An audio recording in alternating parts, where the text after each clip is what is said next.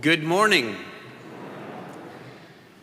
When Jesus died on the cross on Good Friday, his friends and followers experienced the end of the world as they knew it.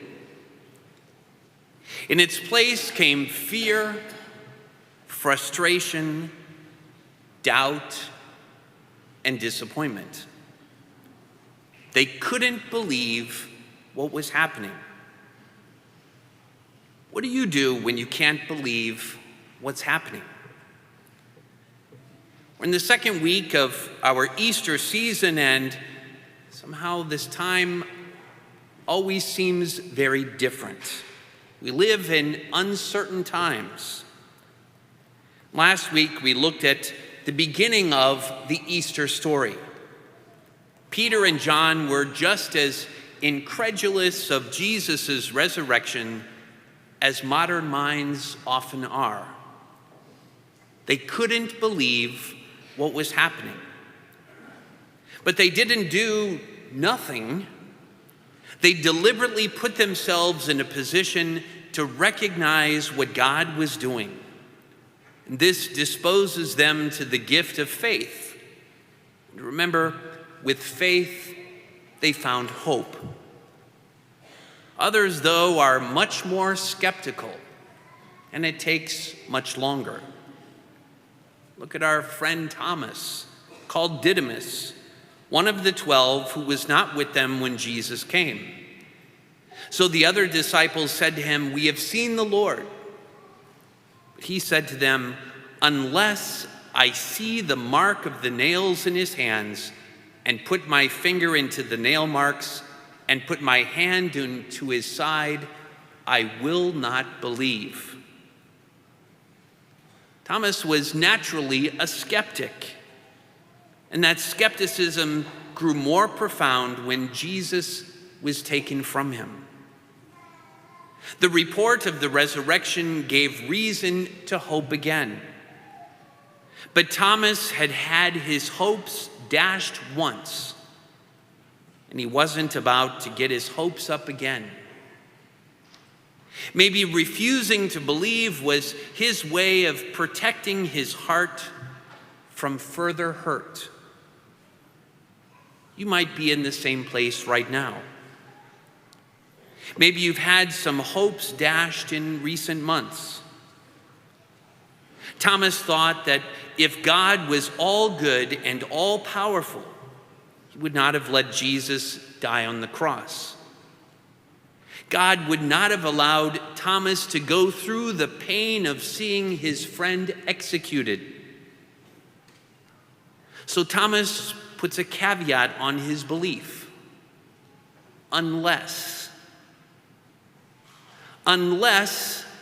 I will not believe unless. Well, that happens a week later when Thomas is with them. Then he said to Thomas, "Put your finger here and see my hands, and bring your hand and put it into my side, and do not be unbelieving, but believe." Jesus comes to Thomas and offers him the evidence. Offers him the evidence that he wanted and that he had asked for. In his love and mercy, he doesn't hold back from Thomas. He invites him to see the wounds. The wounds are proof that he really died and is now risen. They bear witness to his victory over death. They're a trophy of sorts that show, despite what he suffered, he is victorious.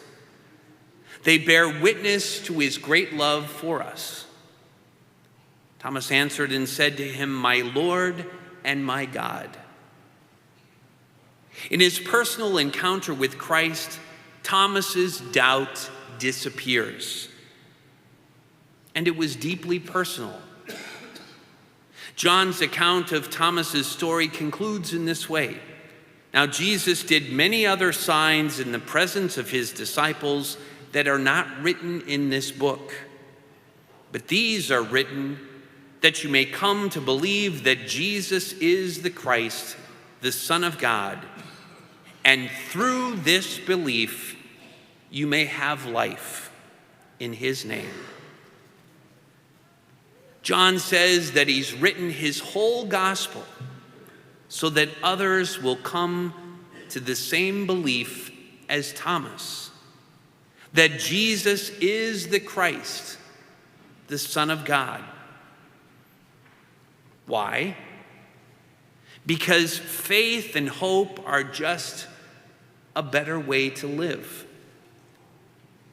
Many throughout history have held and argued against God because of the suffering that exists in the world. The problem with that argument is that it's much too narrow. Yes, in life we experience setbacks and suffering, but there is more to the story than just those setbacks.